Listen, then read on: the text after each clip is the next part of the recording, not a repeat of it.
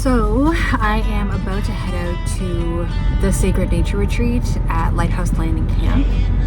Going into this retreat with that intention of reconnecting with myself, changing the scenery a little bit. I think switching up your routine is a really impactful and underrated way to wake up creativity, to reconnect with yourself, because when you're constantly in the same routine, the ideas kind of stop flowing. But anyway, I'm gonna start driving. We'll talk more about this later, and yeah, I'm so excited to bring you along. Talk soon. Every summer night. Oh, we don't get that in the city. I don't dig that about the city. It's not better, it's not worse.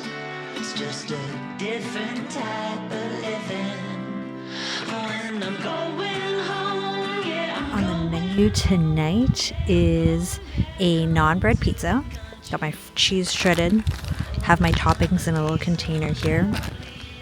I even picked up some sardines and pizza sauce. So the last step is getting the fire started. Okay, so I have firewood, and I made these little fire starters. I don't know if it's gonna work, but it's egg carton with dryer lint inside and some wax that I melted on top of it. So let's see if we can get the fire started.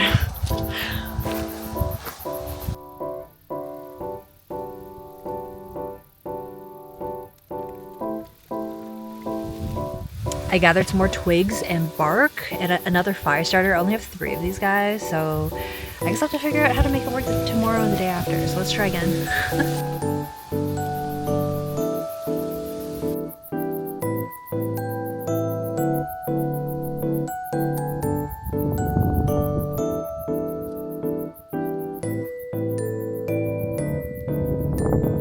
Myself for getting this fire done. Now the challenge is like figuring out how to actually cook pizza. I can barely see the pizza and I didn't bring a light. Guys, the pizza is looking amazing. I truly have no idea how I pulled this off. I'm about to take it in and enjoy a little meal.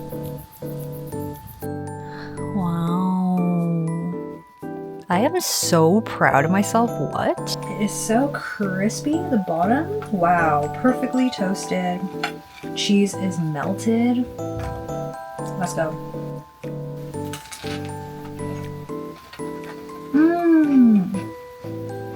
Oh, it tastes like campfire.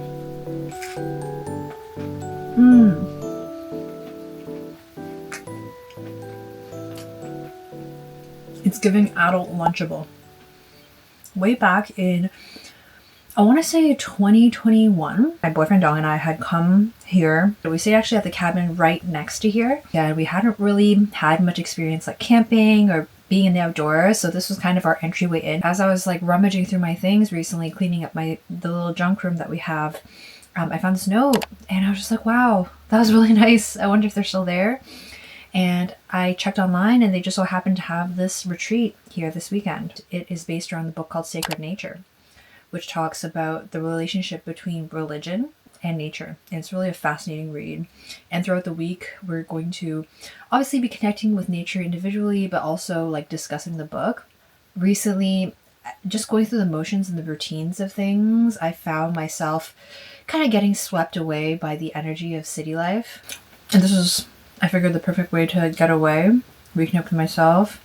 Spirituality and the environment are 2 things that are really high on my values, on my personal values. So everything aligned. I'm here. When I first got here, I kind of felt anxious and had nothing to do with the camp because the people are so nice here. It is so peaceful.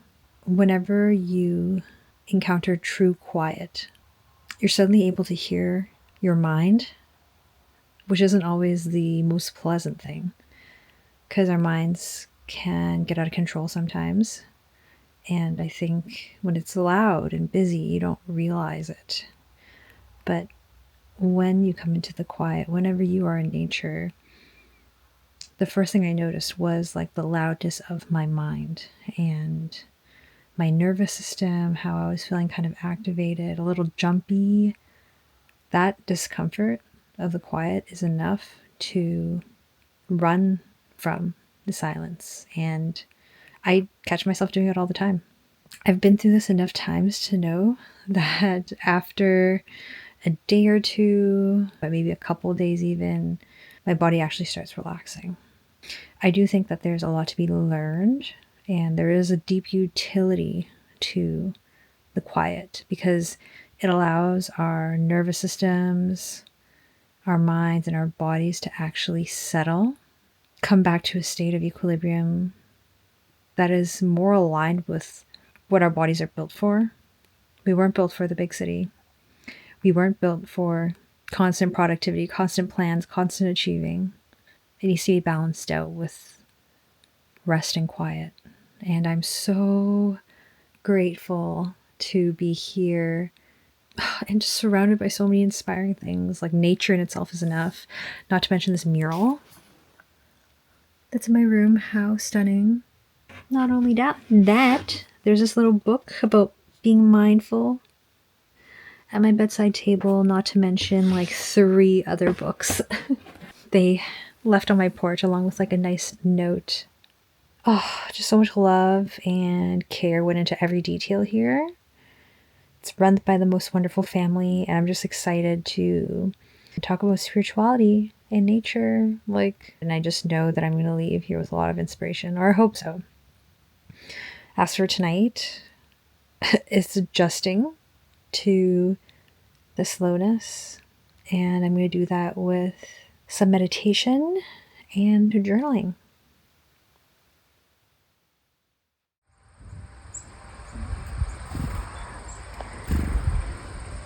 I had the best sleep. I just got taken out on a boat tour of the lake by a resident 10-year-old. It felt adventurous, but also really relaxing. And now, what time is it now? It's 2:16, and I still have the rest of the afternoon. The grounds here is really beautiful, quite large, and I am exploring right now. I just feel so welcomed. And earlier we were jamming out on the instruments, and I was dancing with Fran and just having a freaking blast. So it feels like you're part of the extended family whenever you're here. Highly recommend it.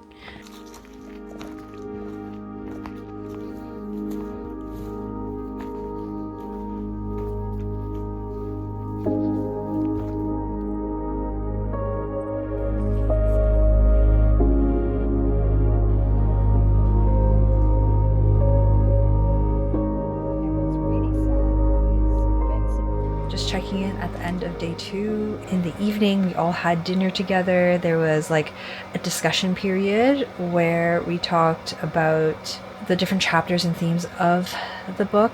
One of the chapters in Sacred Nature was about mythos and logos. Logos is really dominant right now in society. It allows us to move things forward, get things done, which is obviously important, has always been. But logos itself is unable to communicate issues of meaning, belonging, awe, and purpose. All those things are limited when we use logos. But mythos is how we tap into those things. Nowadays, we use the term myth and we think about just like nice little stories, but it's fake. What they're really meant to convey is not literal truths or literal events. It's a way of tapping into universal truths. Things that are beneath the surface, like when they talk about a hero battling through the underworld and monsters and things like that, they're not talking about literal underworld and monsters. They're talking about like challenges in the subconscious or things that we have to work through individually and things that we have to overcome, like maybe behaviors or mindsets. And just hearing, reading, and discussing the difference in those two things and the deficiency that we currently have in mythos as like a mode of communication help me to understand more of like why I'm doing this, why I am on YouTube, talk about a lot of these things that can't really be touched with just the logic brain, but that are so essential to a healthy and meaningful life. Things that we have to work through, and I don't think we have to work through it ourselves. I think we can do it together. So I just think we need to bring story and art and our desire and search for connection and meaning to the forefront. I'm gonna continue reading and head to bed, and I'll chat with you tomorrow. Bye.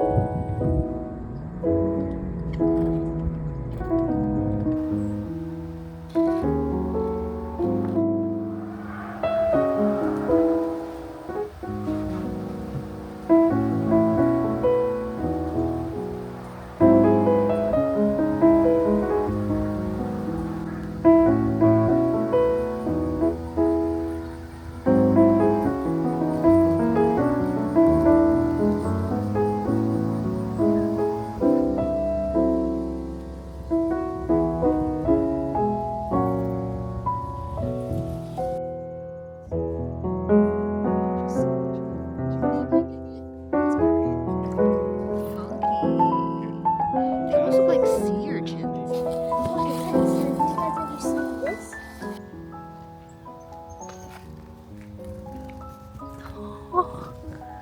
Oh my gosh. The birds are following us around.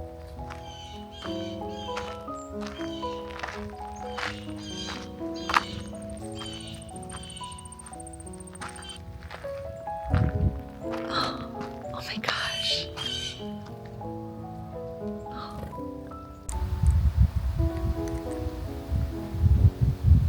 This morning, we started the day off with a couple workshops on, again, some of the different themes of the book. Humility, kenosis, which is releasing ego.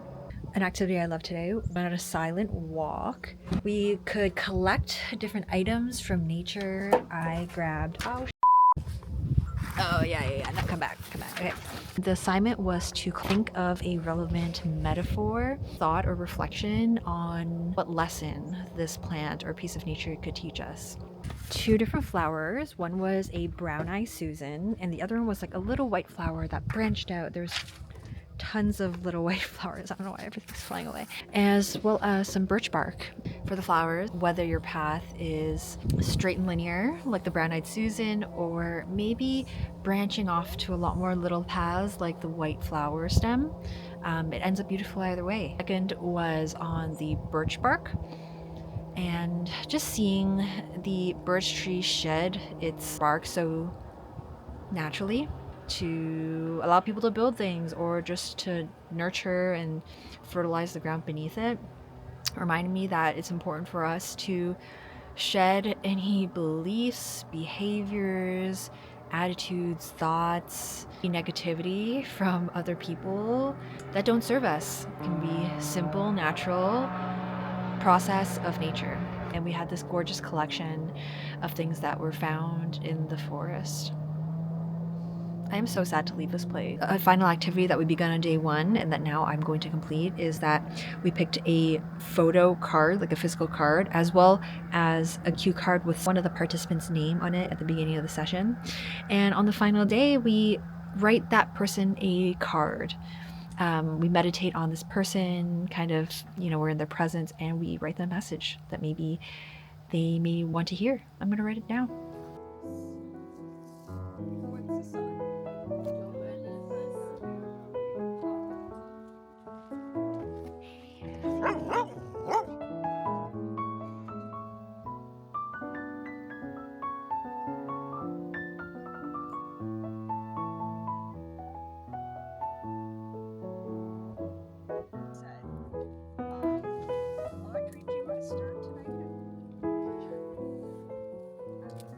That's a wrap for the retreat for me. Telly goes till tomorrow afternoon, but I am leaving tomorrow morning first thing because I need to get back into the city. Right now versus when I first got here, I just feel so much more relaxed. I feel like I'm actually occupying my body as opposed to just being in my brain. I would say the majority of people here are like 60 plus. There's obviously like myself and a couple other people that are outside of that range. But I just think it's so important to hang out with people outside of your own age group, especially elders, because they have so much wisdom, so much perspective. Our world needs some shaking up to be done. We need to be reminded of why we're here. We're lacking meaning, we're lacking purpose, we're lacking true connection. I think spirituality is a really important part of that, because spirituality is all about connection. How we're connected with the natural world, how we're connected to each other.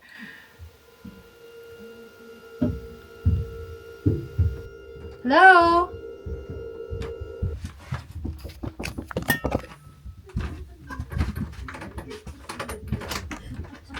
Hi. I have a card for you. That's for me? Sorry. Yeah, it's just for you. Oh my But goodness, sorry, thank you so I much. didn't bring it to the thing and then. Oh my goodness. Yes. Thank you so much. Good night. Thank you. Bye. We are back. Also, I kind of look crazy right now. In my messy little cabin. Yeah, where was I on my little rant? There's a problem with connection right now. We're all so separate. It's not all about achievement and success. That's not the ultimate goal. I'm just here to remind you that we should all be kind to each other. We should all be kind to the planet, and yeah, do them whatever way you can. Make less trash. Eat more plants. Most importantly, be kind to each other. Because change happens first at the level of the individual. And our individual beliefs shape our societal beliefs, our community beliefs, our societal beliefs, our national beliefs, and ultimately our planet's beliefs. If you're interested in nature and spirituality and religion, then check out this book. That's pretty much it. I got 2 cards from other participants. I'm so excited to read them. I'm going to pack. Yeah, I'm going to pack first. And then I'm going to go fill up some tea to wind down and a hot water bottle because it gets cold in here. Turns the space heater back on and finish packing. So.